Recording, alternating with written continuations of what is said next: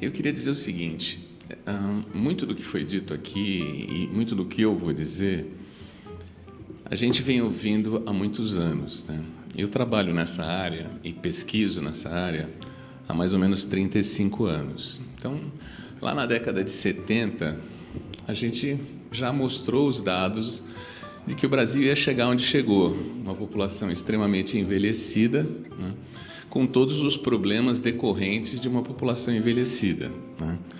A mortalidade caiu dramaticamente, a fecundidade caiu dramaticamente, e hoje nós temos um país que daqui a uns 20 anos vai ter mais velhos do que adolescentes.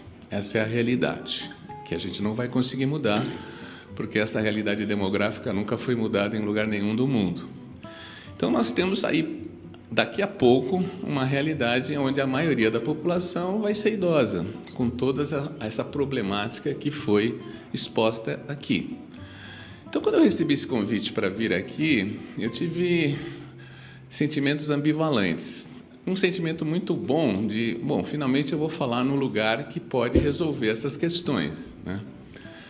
Mas um sentimento de tristeza de que isso esteja acontecendo com mais ou menos uns 50 anos de atraso, né? Porque desde a década de 70 a gente sabe que a gente ia chegar aqui, né? Os indicadores de mortalidade e fecundidade já garantiam isso, né? Mas, antes tarde do que nunca, estamos trazendo esse debate aqui para o Congresso Nacional.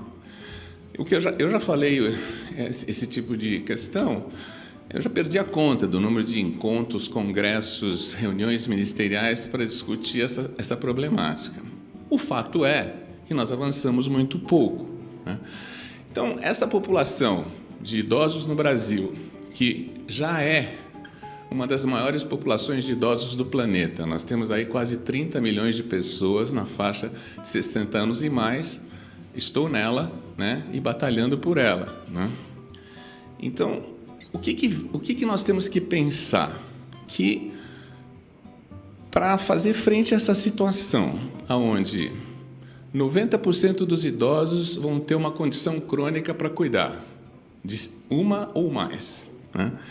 Que 25% dos idosos vão ter sérias dificuldades para levar o seu dia a dia de uma forma independente, que 30% dos idosos vão começar a ter problemas cognitivos que afetam a sua capacidade de viver uma vida independente e autônoma. Tudo isso já está publicado. Nesse ponto eu digo, a universidade fez sua parte. Nesses últimos 30 anos, desenvolvemos vários estudos, a Clara coordena um, eu coordeno outro, vários outros estudos existem no Brasil, todos apontando para essa realidade. Polimorbidade, polifarmácia, poliincapacidade, distúrbios cognitivos e uma população que só faz crescer. E, por outro lado, a população que poderia dar suporte a esses idosos está diminuindo. Não nascem mais crianças, nós estamos tendo uma taxa de crescimento populacional negativa. As mulheres não estão tendo nem 2 filhos, né? Então, tudo isso está equacionado, está publicado, está todo mundo sabendo, né? E, para resolver esses problemas, a universidade não dá conta, porque não é a universidade que vai implementar políticas ou promover ações que resolvam essas questões, e que são ações interdisciplinares, né? Nós temos que pensar no Sistema Único de Saúde, que tem que se reestruturar para fazer frente a esse novo paradigma, que é o paradigma das pessoas ficando velhas e tendo muitas doenças crônicas para cuidar. Essa é a realidade. E se não cuidar bem dessas doenças crônicas, vão ter incapacidades que vão comprometer a sua capacidade do dia a dia.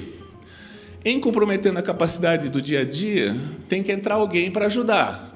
Até então, até hoje, quem fez esse papel foi a família. Só que a família está diminuindo. Então, cada vez mais, as pessoas estão tendo que procurar apoio fora da família. E mesmo para uma família classe média, isso é difícil. A minha mãe morreu com 89. Até os 85, era um ser completamente independente e autônomo. Só que os últimos 4 anos da vida dela foram um inferno. Ela ficou extremamente dependente e a família teve que se virar nos 30 para ter 3 cuidadores cobrindo as 24 horas durante 4 anos. Minha família estava bem. E 60% da população que vive em condições de extrema vulnerabilidade. Como é que esse pessoal vai fazer? Né?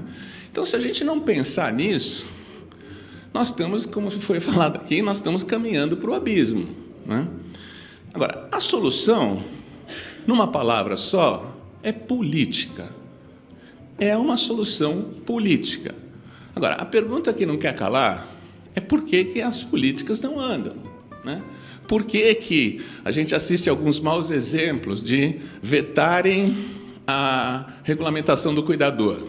Para mim, não entra na minha cabeça como é que isso é vetado, se isso é a necessidade, uma das necessidades maiores que nós temos pela frente. Né? Por que desidratam os conselhos de idosos, que são a única entidade que vai brigar pelo direito dos idosos? Então, além de não fazer nada positivo, nós andamos na contramão e começamos a eliminar algumas questões que são importantes. Né? Então, assim, até porque, como foi lembrado aqui pelo economista, um dos mercados que mais floresce nesse país é o mercado dos idosos, turismo e mesmo imobiliário. Quem tem o dinheiro que está fazendo alguma coisa são alguns idosos que conseguiram economizar durante a sua vida. Então, até pela ótica do mercado, a gente deveria estar olhando para essa população, mas não estamos. Né? Então, a minha questão aqui há que haver uma mobilização para que esta casa, que eu fiquei tão orgulhoso de vir falar aqui, mas infelizmente, eu achei que eu ia falar no plenário para todos os deputados. Não, a gente está falando aqui para pessoas já convertidas. Né? Nós temos aqui alguns representantes dos deputados, mas a maioria está lá resolvendo outros problemas. Né? E falar para convertido é o que eu tenho feito a vida inteira. Né? Vou num congresso de geriatria, todo mundo pensa a mesma coisa. Né? Agora, precisamos fazer isso, no lugar onde que pode fazer, não se faz. Então, eu lanço assim uma questão que sempre me ocorreu, né? Se esse congresso ele se organiza em bancadas, né? A gente vê bancada dos evangélicos, bancada da bala, bancada do agronegócio. Por que não tem uma bancada de idosos? Se a gente for contar os cabelos brancos do congresso, eu tenho certeza que será a maior bancada do congresso. Por que não se organiza em torno dessa questão? Por que ninguém pensa no próprio futuro? Para não pensar em nenhuma outra coisa, no próprio futuro. Né? Então, eu acho que essa questão tem que ser levada dessa forma. Por que o Congresso Nacional não avança questões importantíssimas, relevantes, e sem as quais a gente vai caminhar para uma situação de extremo, vamos dizer assim, desagregação social, porque eu assisti isso pessoalmente, a família começa a se desintegrar naquele cuidado que não dá certo, que custa caro e que a pessoa não melhora.